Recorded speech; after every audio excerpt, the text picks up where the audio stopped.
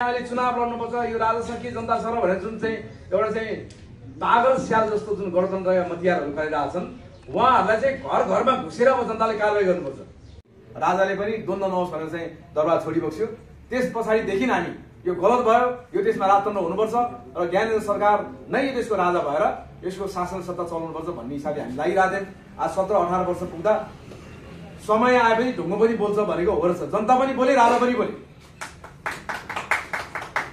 अब यो जनता अब धेरै देशको गणतन्त्रका केही अब दिमाग बिग्रेका स्यालहरूले चाहिँ यति हजार थेरे उति हजार थेरे संसारको हरेक नेपाली त्यहाँ सहभागी भएको हजारौं नेपालीको मोबाइलबाट लाइभ भएको छ।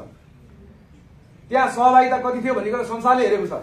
विश्वभरिको मिडियाले चाहिँ तपाईँको चाहिँ लाखौं लाख भनेको छ।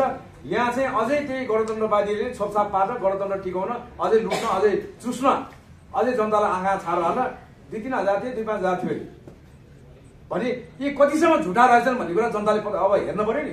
कतिसम्म जनताको आँखाको अगाडि देखादेखि भएको कुरा त यिनले यसरी झुट चाहिँ बनाएर जनतामा भ्रम छर्न खोज्छन् भने यिनले जनतालाई झुक्क्याएर जनतालाई चाहिँ ढाँटेर कति लुटेका होलान्, कति चुसेका होलान्, जनतालाई कति दुःख दिएका होलान्।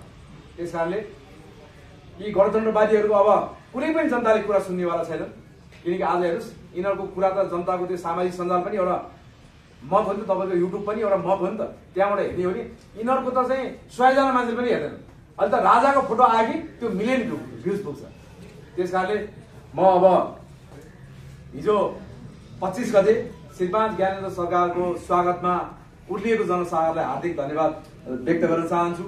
अब त्यो जनसागरको लक्ष्य श्रीपाद ज्ञानेन्द्र सरकारलाई गद्यारोहण गराउने र यो देशमा चाहिँ कानुनी राज्यको पुनर्स्थापना गर्ने र भ्रष्टाचारीहरूलाई चाहिँ ठेगाना हो। अब त्यो चाहनु तपाईँ त्यति कुरा तपाईँ चाहनुहुन्छ भने अब त्यहाँ आएर मात्रै पुग्दैन। अब हामी चैत्र 2 गते सामाकोसीबाट नारायणीसम्म नारायणी दरबारमा राखेको सिपेज जनताको नासो त्यो जनताले फिर्ता नलिएछ। हाम्रो आन्दोलन जारी छ। जनताले साथ दिनुपर्छ र चाहिँ जहाँसम्म लाग्छ जनताको सहभागिता अस्तिको जस्तै लाखौंमा परिणत भयो भने हामी 2 गते नै त्यो सिपेज चाहिँ जनताको हातमा लिएर ज्ञानेन्द्र सरकारलाई पहिर्याउन सक्छौं। तर जनताले हामीलाई साथ दिनु पर्यो, शक्ति दिनु पर्यो, ताकत दिनु पर्यो, विश्वास गर्नु पर्यो। अब सुनिन्छ गणतन्त्रवादीहरूले पनि गणतन्त्र बचाउन गणतान्त्रिक भेला गर्ने रे। जनताले पत्याउँछन्। अब लोकतन्त्रको नाममा, गणतन्त्रको नाममा जुन निरङ्कुश तन्त्र हावी भएको छ, अब ठाउँ ठाउँमा कर्फ्यू लगाइएको छ भनेपछि यो नेताहरूको यो लुटतन्त्र र यो निरङ्कुश तन्त्रको अन्त्यको लागि चाहिँ सम्पूर्ण नेताहरूको जुनसुकै दल होस् पार्टीको झण्डा मुनिको कार्यक्रमको चाहिँ सम्पूर्ण कुरा जनताले बहिष्कार गर्नु। गणतान्त्रिक पार्टी जसले गणतन्त्रबाट यो देश लुटेको छ उहाँहरूको पार्टीको चाहिँ हरेक कार्यक्रम जनताले चाहिँ गाउँ गाउँ टोल टोल र आफ्नो चाहिँ हरेक क्षेत्रबाट बहिष्कार गर्नुपर्छ। त्यसलाई बहिष्कार गरौँ र राजाको पक्षमा शान्तिपूर्ण लाखौं लाखको चाहिँ एउटा जनप्रदर्शन त्यसलाई भव्यताका साथ अगाडि बढौँ र चाहिँ त्यही जनताको ताकत र शक्तिले चाहिँ नेपालमा राजतन्त्र पुनर्स्थापना गरौँ भन्न चाहन्छु। र पर्सि 2 गते शनिबार हामी 12 बजे सामकोसीमा भेला हुन्छौँ र त्यहाँबाट चाहिँ विशाल जुलुसका साथ हामी नारायणी आउँछौँ। हाम्रो कार्यक्रम शान्तिपूर्ण हुन्छ किनकि लाख हुँदा त हामी शान्तिपूर्ण थियौँ। शान्तिपूर्ण जनताको टाउको नफुटाइकन हामी यो देशमा तपाईँको चाहिँ श्रीपाद ज्ञानेन्द्र सरकारको तेस्रो पटक गद्यारोहण गर्न चाहन्छौँ। हामीलाई साथ दिनुहोस् र नारायणीमा हुने कार्यक्रम तपाईँले त्यो दिनको कार्यक्रमलाई चाहिँ एउटा पर्वको रूपमा मनाउँ। यति भन्दै अब साइबर शक्तिको यो पत्रकार सम्मेलनमा यहाँहरूले साथ दिनुभयो, यहाँलाई धन्यवाद र तपाईँहरूको साथ सहयोगले नै आज यत्रो माहौल बनेको छ। मिडिया पनि एउटा चाहिँ शक्तिको रूपमा जनताको शक्तिको रूपमा स्थापित भएको कारणले यहाँलाई पनि धन्यवाद दिन चाहन्छु। र यो राष्ट्रिय झण्डा मुनि हुने कार्यक्रममा अब हुन त हामी त्यो जुलुस अस्ति जाँदाखेरि पनि मान्छे किनारबाट हेर्ने, झ्यालबाट हेर्ने, अब फेसबुकमा लाइभ गरेर हेर्ने त्यो देखिया छ। तर अब झ्यालबाट हेरेर पनि पुगेन, किनारबाट हेरेर पनि पुगेन। तपाईँहरू सडकमै झर्नु पर्यो। सडकमै आउनुहोस्। एक घर, एक राष्ट्रिय झण्डा, एक व्यक्ति निस्किने हो भने एकै दिनमा यो गणतन्त्रका चाहिँ मतियारहरूको विनाश हामीले गर्न सक्छौँ। अस्ति एकजना भारतीय मन्त्रीको फोटो यहाँको र्यालीमा व्यापक भाइरल भयो नि, के थियो सर त्यो? अनि उहाँ त चाहिँ अब हिन्दू राष्ट्र नेपाल, हिन्दू अधिराज्य नेपाल अनि अब विभिन्न धार्मिक व्यक्तित्वहरूलाई आदर्श व्यक्तित्व मान्ने प्रचलन हरेक देशमा हुन्छ नि त। जस्तै तपाईँको चाहिँ कसैले चाहिँ अब लाखौँ लाख मान्छे थिए, कसैलाई चाहिँ अब हिन्दूवादी मान्छेले योगीजीको चाहिँ फोटो मन पर्यो, उहाँले ल्याएर चाहिँ त्यहाँ देखाउनु भयो, त्यो उहाँको नाम व्यक्तिगत नाम राखेर देखाउनु भयो होइन, त्यो ठुलो कुरा होइन। कुरा बुझ्नु पऱ्यो। जस्तो अस्तिको 25 गतेको कार्यक्रमहरू जस लिने होड चलिरहेछ। दुर्गा प्रसाईले आफूले जस लिनु भएको छ, तपाईँहरू साई नेपालीले, कमल थापाले, राप्रपाले, तपाईँले एकअर्काको अस्तित्व चाहिँ किन स्वीकार गर्नु भएको छैन? तपाईँको एजेन्डा त एउटै होला नि। यो अलि मिडियाको प्रोपोगन्डा हो, यो कसैले जस लिएको कुरा होइन, त्यो जनताको कार्यक्रम हो, राजा र जनताको कार्यक्रम। हामी जनतै भएर गएको छौँ त्यहाँ र राष्ट्रिय झण्डा बोकेर गएको छौँ र त्यहाँ सङ्गठन पार्टी के भन्ने कुरा त्यसलाई हामी त्यो बेला बिर्सिया छौँ र राजा फर्काउने सडक आन्दोलनमा हामी जनतै भएर अगाडि बढेका छौँ र सङ्गठनको त विभिन्न आफ्नो अस्तित्व हुन्छ, त्यो आयोजना आफ्नो किसिमले गरे हुन्छ होइन। त्यो जस लिने होडबाजी छैन, किनकि हामी वैचारिक धरातल हाम्रो एउटै हो, उद्देश्य हाम्रो एउटै हो, ज्ञानेन्द्र सरकारलाई नै गति आरोहण गराउने हो। त्यस कारणले हामी सधैँभरि एक छौँ र चाहिँ यो भयो त्यो भयो भन्ने चाहिँ यो विषय चाहिँ त्यस्तो अतिरञ्जित नभयो। तपाईँको ज्ञानेन्द्र सरकारलाई खलासियो सकियो त्यहाँ खलासियो जस्तो गाडीमा चाहिँ गइरहनु भएको छ भने चाहिँ उहाँको व्यक्तिगत विचार हो, अनि उहाँको व्यक्तिगत विचार हो, उहाँको व्यक्तिगत विचार हो। हाम्रो लडाइँ चाहिँ हाम्रो उद्देश्य चाहिँ गणतन्त्र परास्त गर्ने हो, भ्रष्टाचारीहरूको अन्त्य गर्ने हो, हिन्दू राष्ट्र प्रतिस्थापना गर्ने हो। हामी होइन, हामी आफू आफूमा त्यो के पनि छैन। त्यो हाम्रो उद्देश्य श्रीपाद ज्ञानेन्द्र सरकारलाई तेस्रो पटक राजा घोषणा गर्ने, हामी त्यसमै सीमित छौँ। जसले जाँदाबाट गर्नुभएको छ उहाँलाई म धन्यवाद दिन चाहन्छु। जसले जति सक्नु भएको छ उति गर्नुभएको छ र जनताले पनि साथ दिनुभएको छ।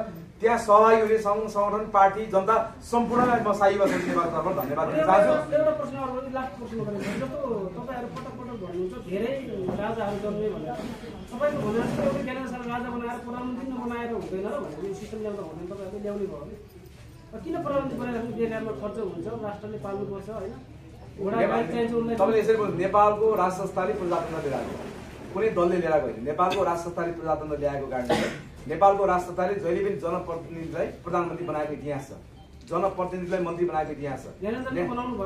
नेपाल किन बनाउनु भएन? जनताको छोरो मन्त्री बनाएर ज्ञानेन्द्र सरकारले आफ्नो क्याबिनेटमा पनि उहाँले के साहा फौकरी मात्रै हान्नु भएको थियो। त्यो त्रुटि कमजोरी हो, त्यो छोडिदिनुहोस्।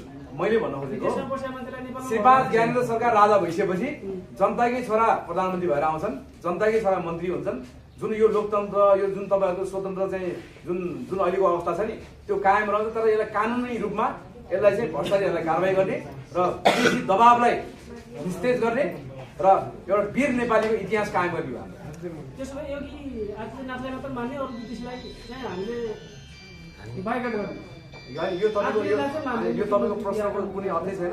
योगी आदित्यनाथ चाहिँ तपाईँको हिन्दूवादीहरूले मान्न पाए, विश्वभरिका हिन्दूहरू नेपालमा पनि बस्छन्, अनि योगी आदित्यनाथ पनि मान्छन्, मोदी पनि मान्छन्, सबै मान्छन् क्या। त्यो तपाईँले स्वेच्छा व्यक्त गर्न पाउनुभयो नि त। त्यो जुलुसमा हामीले चाहिँ के राजावादीको मात्रै, राजा ज्ञानेन्द्रको मात्रै फोटो राख भनेर यो पार्टीहरूले गरे जस्तो चाहिँ माओको मात्रै लि, लेनिनको मात्रै लि, त्यो हाम्रो त्यो चाहिँ राजाको लागि सबै साझा कुरा बुझ्नुभयो नि। त्यसैले राजाको लागि सबै साझा भएको कारणले त्यो महासागरमा त्यो एउटा फोटो आयो, त्यो फोटोलाई चाहिँ अतिरञ्जित गरेर चाहिँ यो यहाँबाट परिचालित चाहिँ यो रहेछ भन्ने कुरा नजनाउँ। अब हाम्रो उद्देश्य भनेको नेपाललाई सुशासन कायम राख्न श्रीपाद ज्ञानेन्द्र सरकारको तेस्रो पटक गति आयो। तपाईँले संवैधानिक राजतन्त्र चाहनुहुन्छ भने 27 जनताले भोगिसकेको शासन तपाईँहरू महेन्द्र मोडलमा किन कुरा गर्नुहुन्छ? पहिला नेपालको राज संस्था पुनर्स्थापना भइसकेपछि नेपालको राज संस्था पुनर्स्थापना गरौँ, राजा ज्ञानेन्द्रलाई चाहिँ श्रीपेद लगाइदिउँ, राजदण्ड बोकाउँ, गद्दीमा राखौँ। त्यस पछाडिको कुरामा चाहिँ अब जनताले कुन मोडलको राज संस्था भन्ला नि त।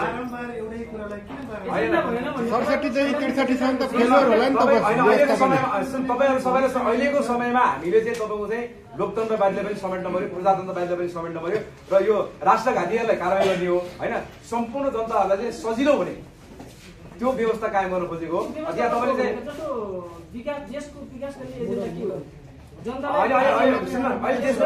अहिले देशको विकास छोड्ने, अहिले हामीलाई विकास चाहिएको छैन, अहिले हामीलाई राजा चाहिएको छ।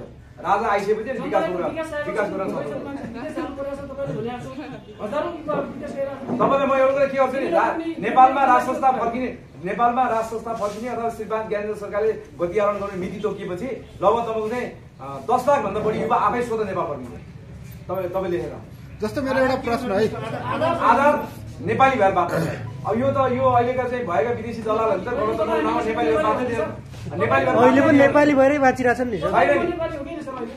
तपाईँहरू अहिले नेपाली भएर बाँचिरहेको छैन होइन नेपाली भएर चाहिँ बाँचे नेपालीको चाहिँ तपाईँले नागरिकता बोक्दाखेरि मात्रै तपाईँ नेपाली हुने होइन क्या तपाईँ नेपालीको स्वाभिमान तपाईँ विदेश गएर आउनुहोस् न तपाईँलाई नेपालीको स्वाभिमान तपाईँले त्यहाँ पाउनुहुन्छ यो ठग नेपाली हो यो आतङ्कवादीले चलाएको देशको नागरिक हो यो भर्सालीले चलाएको देशको नागरिक हो अब अमेरिकाको राष्ट्रपतिले हाम्रो देशको शासकलाई ठग भनेपछि तपाईँ नेपाली हुनु राजा आइसके पनि कार्यकारी प्रधानमन्त्री नै हुने हो फेरि त्यही ठगहरू प्रधानमन्त्रीले नै चलाएको त्यो होइन धेरै परिवर्तन हुन्छ धेरै परिवर्तन हुन्छ यो विषयमा त म अहिले चाहिँ फेरि पछि बस्छु कार्यकारी होइन नि त तपाईहरुले खोजेको राजतन्त्र चैत्र 2 गते कार्यक्रम गर्दैछौँ त्यहाँ पहिला जनताले आफ्नो राजा फर्काउनु पर्यो जनताको इशारा अनुसार नेपालको राजा चल्छ जस्तो मेरो एउटा प्रश्न है निर्मल निवास बाहिर चाहिँ त्यो अन्तिमको क्रममा चाहिँ एउटा घटना घट्यो ज्ञानेन्द्र साईले चाहिँ आफूले माइक गरेर सम्बोधन गर्न खोजिराख्दाखेरि चाहिँ साई नेपालीको गाडीले चाहिँ उनलाई चाहिँ गीत बजाएर डिस्टर्ब गर्यो त्यहाँ अलिकति माहौल पनि बिग्रेको थियो गाडीको जस्तो तपाईँहरूले चाहिँ ज्ञानेन्द्र साईले चाहिँ बढी सिरियल लियो हाम्रो चाहिँ बढी थियो भनेर चाहिँ त्यो डायन त्यत्रो गरिरहनु भएको छ उहाँलाई हामी सपोर्ट दिइरहेको छौँ यो कुनै व्यक्तिवादी कुरामा नजाउँ हाम्रो उद्देश्य राजा फर्काउने र यो चाहिँ छिटफुट घटनामा चाहिँ अल्झिने हाम्रो समय छैन हाम्रो उद्देश्य भनेको गणतन्त्र फाल्ने राजा फर्काउने धर्मनिरपेक्षता फाल्ने हिन्दू राष्ट्र हिन्दू अधिराज्य फर्काउने र चाहिँ संघीयता फाल्ने अखण्ड नेपाल कायम गर्ने